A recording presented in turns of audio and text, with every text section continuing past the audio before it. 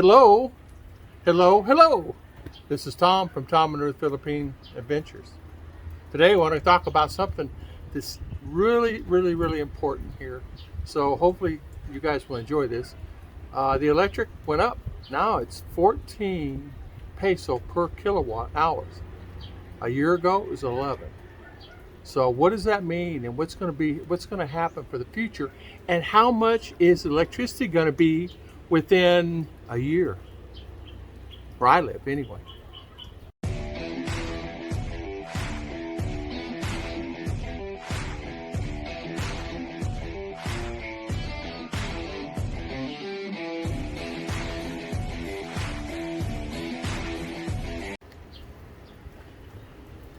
Hello all, how is everybody today? We're going to talk about solar just briefly, and I don't want to get too long into it, but I want to say this. Electricity went up where I live, and it's now 14 peso. A year ago it was around 11. It just reached 11, then went up to 12, 13, and now it's 14. The problem it's going to be is this. For standard home, they predict in this next year it may be as much as up to 20 peso. Because of the infrastructure they're trying. There's a lot of things going on. Is where our power company buys the power, their rates went up, and then the rates where that company was buying its power from, it went up. So as you know, it trickles down and it trickles back up. So the rate of the power has increased. The reason why I know these answers is because I was talking to a representative from the electric company, and my solar guy and I were talking about this, and he was saying the same thing, that now he's getting calls from corporate accounts, like large corporate accounts, where they're spending, we're talking mills and production plants and factories, in order to get their setup on solar, because they're spending a fortune on solar. And I'm talking they would spend anywhere from 10, 20, 30, 40, 50 million peso just to get started in the solar business, and they see that it's going to be a need. So he's overwhelmed with business. But we were talking about my upgrade here, and what I want to be, not only I want to be more efficient, I want to be more sustainable. So we talked about what I needed to do to get it up to way over the expectations. Not only if I needed power, but maybe supply power to someone else if they needed it too. Across the street, neighbors. If someone can't pay a 20 peso bill, how's it going to be? They're going to be able to pay a 40 or 60 or 80 peso bill, or even a 4,000 peso bill.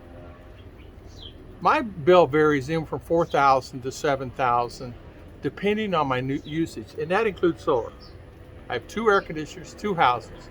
People are here. We're cooking. We cook here on electric. Our propane went kaput the last couple of months, so we've been cooking electric in there. So no, and of course her cooking cakes, she's made 10, 15 cakes, 20 cakes this month alone. So the oven is literally always on, and so that really burns up a lot of power. And we talked about that also. He says your oven, your air conditioner, your fridge is nominal because it's a small fridge. It's not like a freezer.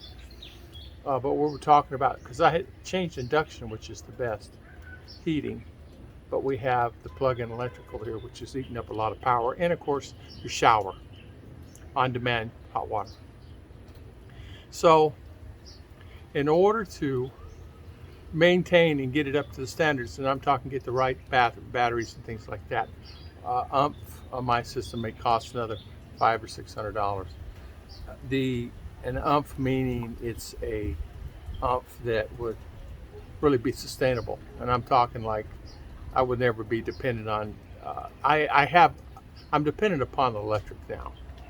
I'm not fully. I'm 70-80% solar, but the other 20-30% I need power, because I don't have enough power to run a electric stove here and not a microwave oven at the same time, and then an induction heater over here at the same time.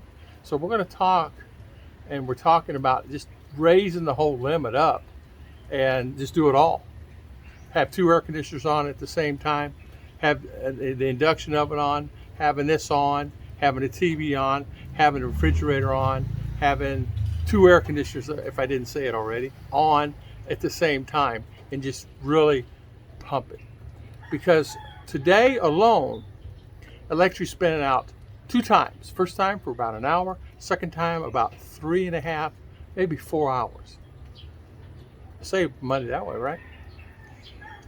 And what it is no matter what's going to happen, and it's not just happening, this is the only Philippine-owned electric company that I'm aware of in the Philippines. There were 2. Somebody said it was sold. So this company is where we're getting our power from. It's owned by the government. So the rates are low, but they're buying, when they run out of power, they have to buy it from somewhere else. When they're running low, whether it's coal or diesel or whatever they're producing, water, they're running, sometimes it's not going to be constant for them. So they borrow power from these other electric co-ops. And that's the reason these co-ops are going up on the rates, because they're being charged a higher rate. It's not like Tennessee Valley Authority there in Tennessee would supply 4, 5, 6, 7, 8, 10 states, and it's pretty well constant all the time because it's nuclear. Here, they use water, they use coal, they use diesel, they use all these different things to supply the power. The sad thing about it is, since fuel's going up, that's another reason why rates went up. And they don't foresee it ever coming back down.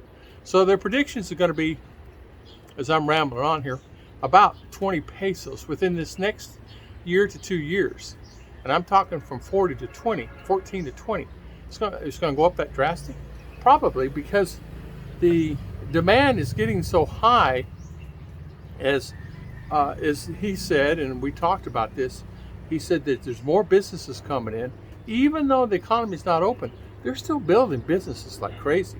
Dole just put a real big power plant in, and not a power plant, put a new plantation in up north in Malaybalay.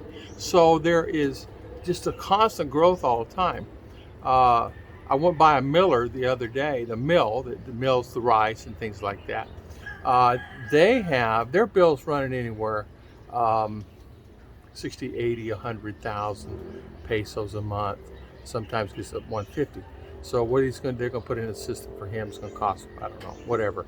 And so he'll have full solar sun. So they'll install whatever, 100, 200 panels, whatever needed. In my case, what I need here, because I have offset panels, meaning I have some 100s and some 200s, it needs to be basically constant. So if you're going to buy panels, you buy all one set. So like buy 200, buy all 200s. You're going to have 500, buy all 500s. So it's caused a little thing there. So we got to figure out how we're going to do it. You just wire it or create a separate system. So that is the thing that I want to say today. Even in Manila, some of the places that he was telling me that the rate has gone up again there. And their rate will probably go up again within the next 2-3 months, like it will here, because the demand is getting so high. I don't know what's increasing demand other than the businesses. I mean, I go to town and one business closed and it just moved to a bigger place, and another one filled it in within 24 hours of me being there yesterday. It's amazing. We went to go get some parts for some extra parts for the house, like pieces, parts. So we went there and it's closed. It's a big shop, like electrical shop. And I go, where'd it go? They said, oh, I moved over here. It's like 5 blocks this way. You'll see it's all new signs, everything. And it's a clothing store in there now. That's the way it is. You just never know. Things just move fast here. This changes so fast. So I want to give you updates. Rates gone up. Solar might be something that you really need to take a serious look about doing, and have someone experienced install it. Luckily, I did. Well, I did 99% of it, and all he did was install it. I mean, not install it, but make sure the wiring was right, and I had it wired correctly. And I did make a mistake on one of the panels. Not only would it burn up that panel, it would have burned up the other panels. So, and I didn't want that to happen. So you've got to really make sure that you watch what you do with that and just get some experience. Now, these guys are licensed engineers. Make sure you get someone licensed, not just someone who just goes to school for a day and get someone's license that can really understand what your want and need is. That's the thing. It's your wants or needs. You want this, and you need this, but you got to really. The need has to be something that is, it's life make your life a lot easier. You don't need all the other stuff, but you have to have that. For an example, there's many on this street. The rates have gone up, and they have a hard time paying that bill because the kids aren't working, and the same old story.